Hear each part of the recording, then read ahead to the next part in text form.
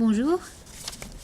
Alors, je ne vais pas me concentrer trop sur la France puisque vous connaissez votre réalité mieux que moi.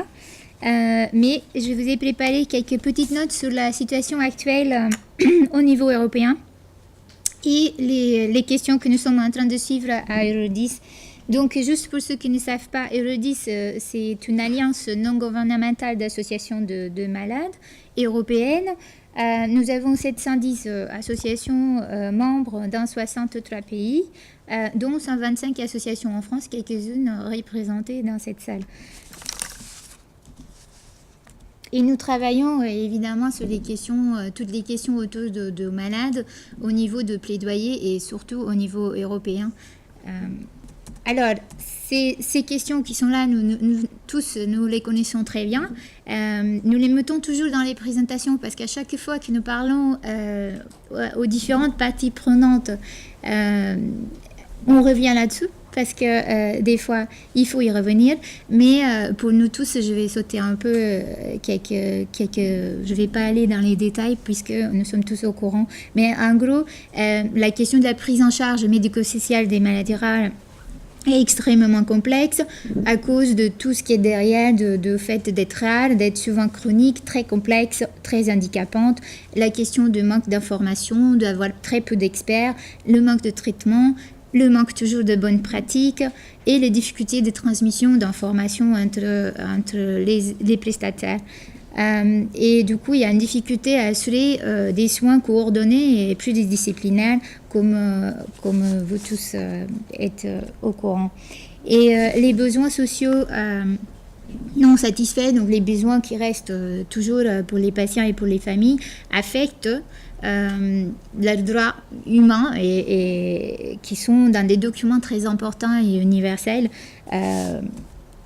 Nous savons, nous n'avons pas assez encore de données sur les conséquences, mais nous savons déjà, nous avons fait une enquête à Eurodis il y a quelques années où il y avait déjà quelques données. L'enquête était plutôt sur le diagnostic, accès au diagnostic, mais il y avait quelques données sur la partie des conséquences, par exemple au niveau professionnel, où nous savons qu'un tiers des patients, des personnes atteintes de maladies rares, se voient obligés d'arrêter ou de réduire leur activité professionnelle.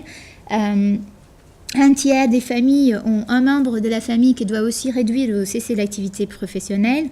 Un tiers des patients et des familles ont besoin d'assistance d'un travailleur de la part d'un travailleur social, et un tiers de ces patients ont des difficultés ou ne réussissent pas à rencontrer cette personne, ce qui est encore plus inquiétant.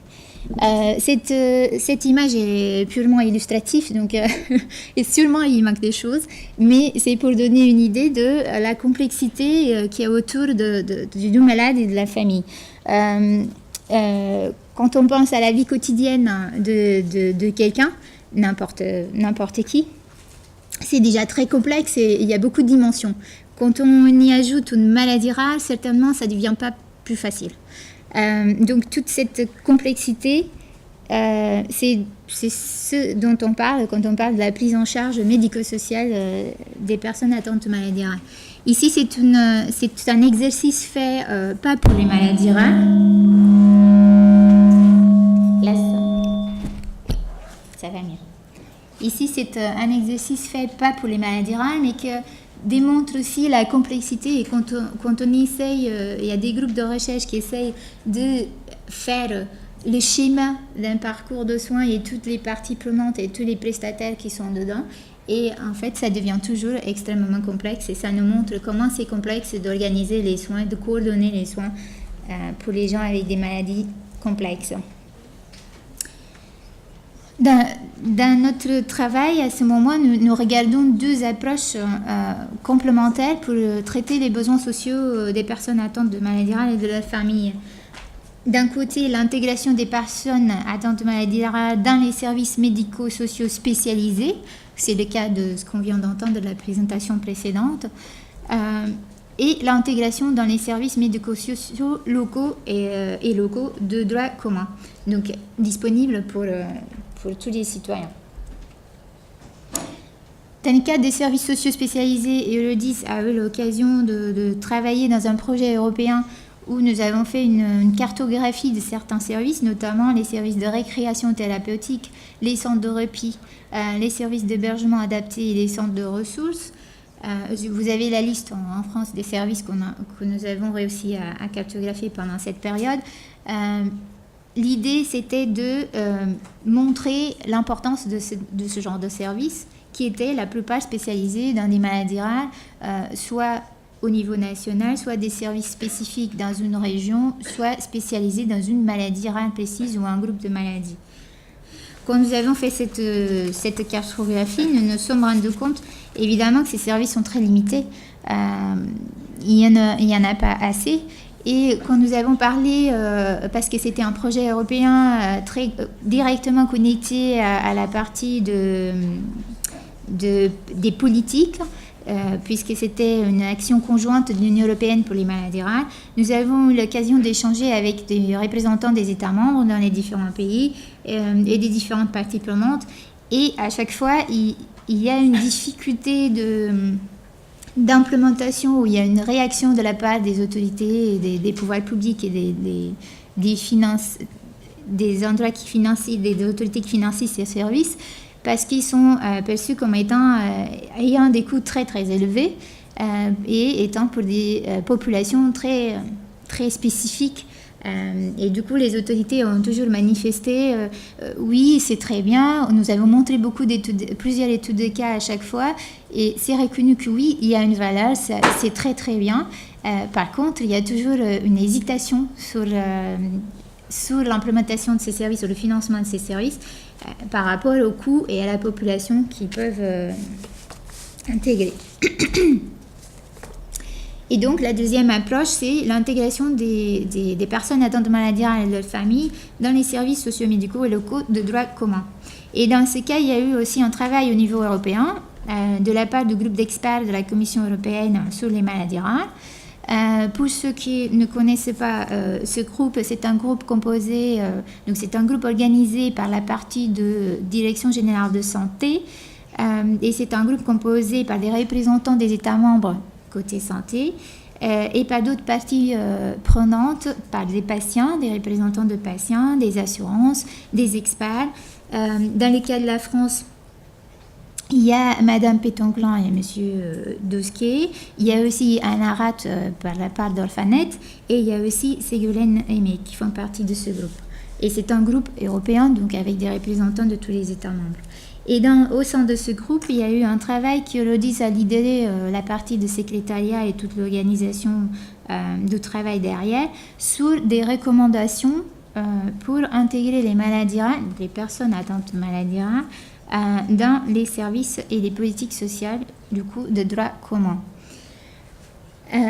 Ces recommandations ont été approuvées en avril, donc elles sont très très récentes, et c'est un aboutissement de 3 ans de travail de fond et d'1 an de discussion au sein du groupe d'experts, des discussions d'amendements, de changements avec les États membres, de compromis avec les différents États membres sur à quel compromis on peut arriver. Donc vous verrez que c'est des recommandations à un niveau général, comme toujours quand on a plusieurs parties prenantes et plusieurs pays qui font partie de la discussion. Elle vise à conseiller les États membres de l'Union européenne et la Commission européenne quant aux questions à poser. Donc ça, c'est la rédaction finale du texte à se poser au moment d'organiser un parcours de soins global et coordonné pour les personnes vivant avec une maladie rare au sein des systèmes médico-sociaux nationaux. Et il en découle plusieurs mesures qui aident à fournir des soins continus, personnalisés, à la fois participatifs et pluridisciplinaires. Évidemment, en restant à un niveau global et sans passer à l'implémentation puisque c'est des recommandations. La première recommandation fait référence au fait que c'est important d'inclure cette question dans les plans nationaux maladies rares, puisque nous avons fait la recherche, nous avons regardé tous les plans nationaux et ce n'est pas toujours le cas, et ce n'est pas le cas dans la plupart des plans nationaux. Les deux recommandations suivantes font référence aux services de santé, les centres d'expertise et les réseaux européens de référence, qui ont aussi un rôle à faciliter l'offre de soins intégrés selon les recommandations du groupe d'experts qui ont été faites avant sur chacun de ces services. On va revenir là-dessus. Et la quatrième recommandation, que pour nous, il y avait plusieurs recommandations qui ont fini par faire celle-là, qui est très très longue, comme vous pouvez voir, très très pleine de différents termes, mais qu'à la fin fait le sommaire de tout ce que nous, patients, nous avons essayé de pousser et d'être sûrs que c'était là. Et donc, ça dit les États membres devraient, le langage aussi, c'est pas innocent, promouvoir des mesures qui facilitent une offre de soins continue, participative, pluridisciplinaire, holistique et centrée sur la personne. Donc, pour les patients atteints de maladies rares, afin de les soutenir dans la pleine réalisation de leurs droits fondamentaux. Et donc cette recommandation, elle peut être décomposée dans beaucoup de choses. La cinquième recommandation, les États membres devraient promouvoir des mesures qui permettent aux patients touchés par une maladie rare de participer dans les décisions qui concernent le plan de soins et le projet de vie. Le transfert d'informations entre prestataires de soins est aussi dans les recommandations comme quelque chose qui doit être encouragé pour arriver à avoir une offre de soins globale et coordonnée. Et aussi la coordination entre toutes les parties impliquées dans l'offre de soins doit être encouragée.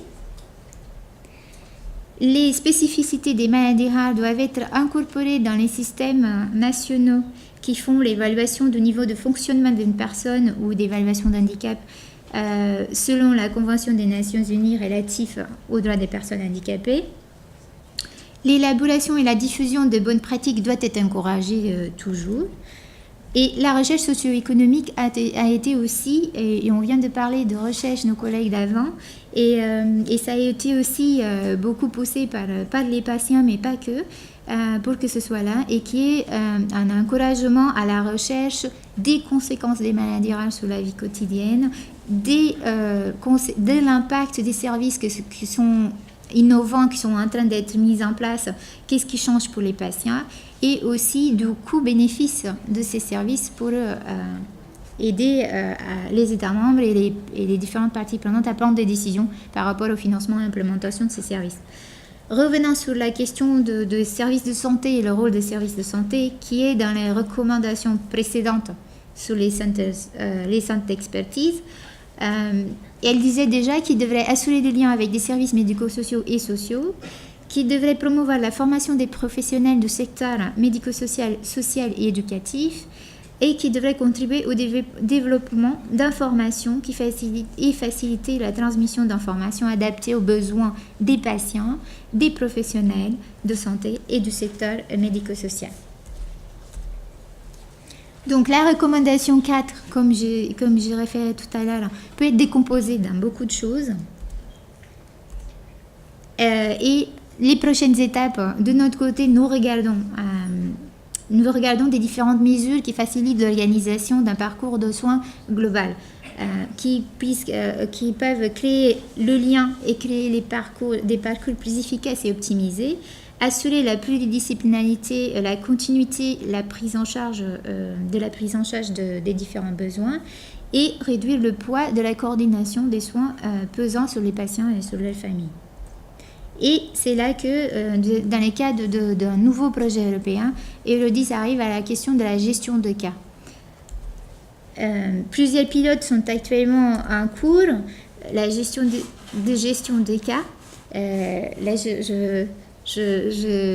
j'ai mis là les équipes de relais handicap rare, Prior, etc., des services en France qui, pour nous paraissent que rentrent dans cette dimension de gestion de cas. Aussi un projet en Suisse, un projet au Danemark que nous sommes en train de suivre, mais il y a aussi d'autres projets en dehors des maladies rares qui commencent maintenant, et la question de gestion de cas est dans l'agenda de l'Union européenne qui a financé des appels à projets dans ce domaine, aussi de l'OSCD qui a fait des travaux de recherche sur ces questions. Donc, c'est une question de moment.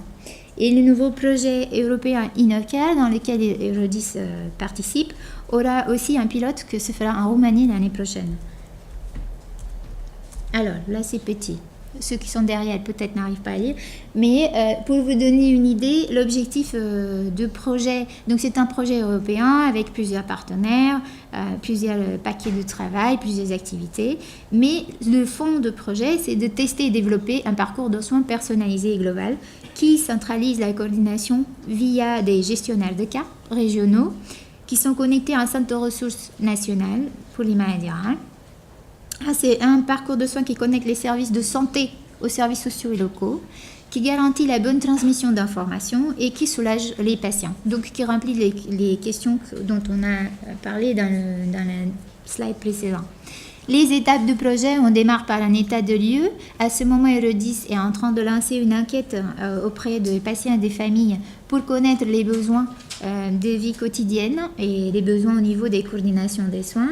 Et en parallèle, on fait une récolte et analyse d'informations sur les parcours de soins dans les États membres. Ce n'est pas un exercice exhaustif, puisque ça demanderait beaucoup de ressources.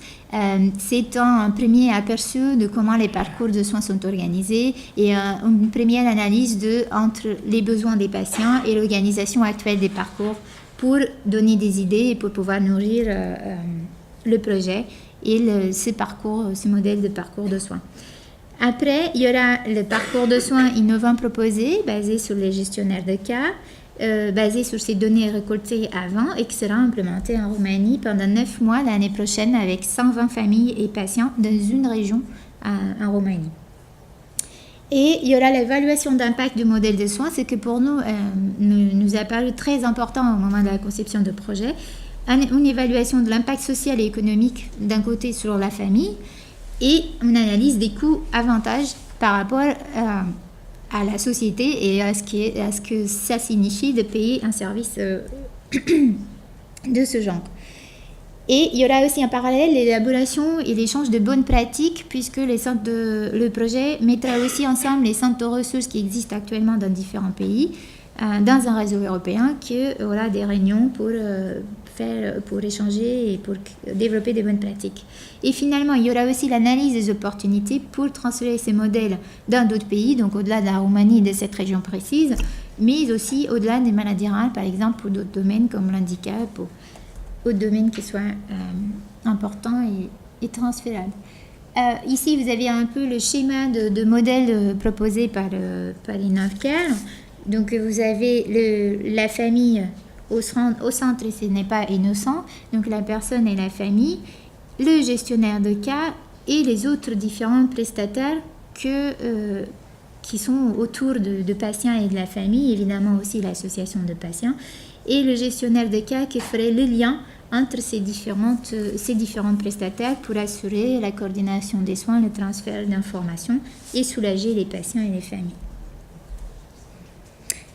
Juste une petite note, puisque aujourd'hui on va parler de plusieurs services qui sont très très intéressants et malheureusement je ne pouvais pas rester toute la journée puisque nous avons la conférence européenne des maladies rares la semaine prochaine, mais en pensant que certains parmi vous peut-être aimeraient changer vos bonnes pratiques et des informations sur vos services innovants, nous faisons l'étude des parcours de soins dans les États membres, y compris des bonnes pratiques, des exemples des services innovants, des services qui marchent très très bien. Si jamais vous voulez contribuer, n'hésitez pas, on vous laisse ici l'email et si vous voulez nous envoyer des informations, n'hésitez pas. Je vous laisse aussi quelques références si vous voulez aller regarder les documents plus précisément sur les services sociaux spécialisés, l'exercice que nous avons fait, sur le groupe d'experts de la Commission européenne et les recommandations dont j'ai parlé, aussi sur le nouveau projet InnovCare et sur la gestion des cas. Et je m'arrête là. Merci.